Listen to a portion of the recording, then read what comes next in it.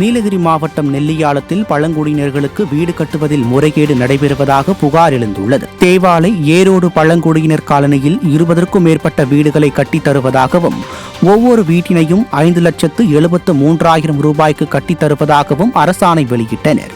ஆனால் இதில் எப்போது எப்படி கொள்ளையடிக்கலாம் என்பதையே சிந்தனையாக கொண்ட பொம்மை முதல்வர் ஸ்டாலினின் அதிகாரிகள் கோவை தாட்கோ மூலம் தற்போது சிறிய அளவிலான அறைகள் கொண்ட வீடுகளை தரமற்ற முறையில் எத்தனை காலம் தாங்குமோ என நினைக்க தோன்றும் வகையில் 2 தூண்களை மட்டுமே கொண்டு குருவிக்கூடு போல் வீடு கட்டுவதாக பழங்குடியினர் குற்றம் சாட்டுகின்றனர். எனவே தற்போது கட்டப்பட்டு வரும் வீடுகளை நேரில் ஆய்வு செய்து முறையாக வீடுகளை கட்டித்தரவும் தவறு செய்தவர்கள் மீது நடவடிக்கை எடுக்கவும் கோரிக்கை விடுத்துள்ளனர்.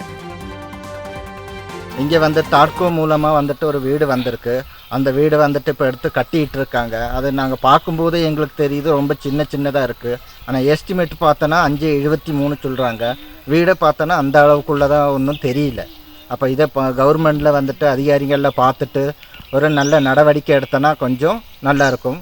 அதை எங்கள் ஆதிவாசிங்க மூலமாக நாங்கள் கேட்டுக்கிறோம். கடலூர் மாவட்டம் பண்ருட்டி அருகே 2 நாட்களாக மின்சாரம் இல்லாததால் கொந்தளித்த பொதுமக்கள் அடுத்தடுத்த 3 இடங்களில் ஒரே நேரத்தில் சாலை மறியலில் ஈடுபட்டனர். பண்ருட்டி அடுத்த நரிமேடு, முத்து கிருஷ்ணாபுரம், முத்து நாராயணபுரம் உள்ளிட்ட பகுதிகளில் கடந்த 2 நாட்களாக மின்சாரம் இல்லாததால் பொதுமக்கள் மிகவும் அவதிக்குள்ளாகியுள்ளனர். இதனை அடுத்து அப்பகுதி மக்கள் மின் ஊழியர்களை தொடர்பு கொண்டு கேட்டதற்கு உரிய பதில் அளிக்காமல் அலட்சியமாக இருந்ததால் ஆத்திரமடைந்த அப்பகுதி பொதுமக்கள் கையில் மெழுகுவர்த்தி ஏந்தி கடலூர் பாலூர் சாலை, முத்து கிருஷ்ணாபுரம் மற்றும் முத்து நாராயணபுரம் ஆகிய பகுதிகளில் ஒரே நேரத்தில் சாலை மறியலில் ஈடுபட்டதால் போக்குவரத்து பாதிக்கப்பட்டது.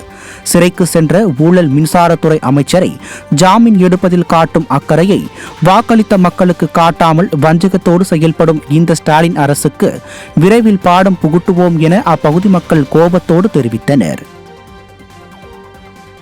செங்கல்பட்டு மாவட்டம் கல்பாக்கம் அணுமின் நிலையத்தில் 2ஆம் அலையில் தொழில்நுட்ப பராமரிப்பு பணிகளுக்காக 10 நாட்களுக்கு மின் உற்பத்தி நிறுத்தப்பட்டுள்ளது. இந்திய அணுமின் கழகம் நிர்வகிக்கும் சென்னை அணுமின் நிலையத்தில் உள்ள 2ஆம் அலையில் 10 நாட்களுக்கு மின் உற்பத்தி நிறுத்தப்பட்டு தொழில்நுட்ப பராமரிப்பு பணிகள் மேற்கொள்ளப்பட்டுள்ளது.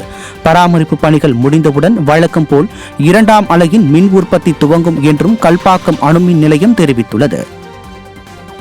நானும் டெல்டாக்காரன் என கிஞ்சித்தும் கூச்சமின்றி வசனம் பேசும் ஸ்டாலின் ஆட்சியில் கொள்முதல் நிலையங்களில் அடுக்கி வைக்கப்பட்ட நெல் மூட்டைகள் முளைத்து துர்நாற்றம் வீசும் அவலம் ஏற்பட்டுள்ளது. கடலூர் மாவட்டம் புவனகிரி மற்றும் அதன் சுற்றுவட்டார பகுதிகளில் கொள்முதல் செய்யப்பட்ட பல்லாயிரக்கணக்கான நெல் மூட்டைகள் அரசு நெல் கொள்முதல் நிலையங்களில் அடுக்கி வைக்கப்பட்டுள்ளன. இவற்றை நெல் சேமிப்பு கிடங்குகளுக்கு எடுத்து செல்ல எந்தவித திட்டமிடலும் செய்யாத விளம்பர மாடல் ஸ்டாலின் அரசு நெல் கொள்முதல் நிலையங்களை பராமரித்து பாதுகாப்பதில் கோட்டை விட்டுள்ளது. இந்நிலையில் நெல் மூட்டைகள் மழையில் நனைந்து சேதமடைந்து முளைத்தும் துர்நாற்றம் வீசி வருகின்றன. விவசாயிகளையும் பாதுகாக்காமல் உணவு தானியங்களையும் பாதுகாக்க தெரியாமல் உள்ள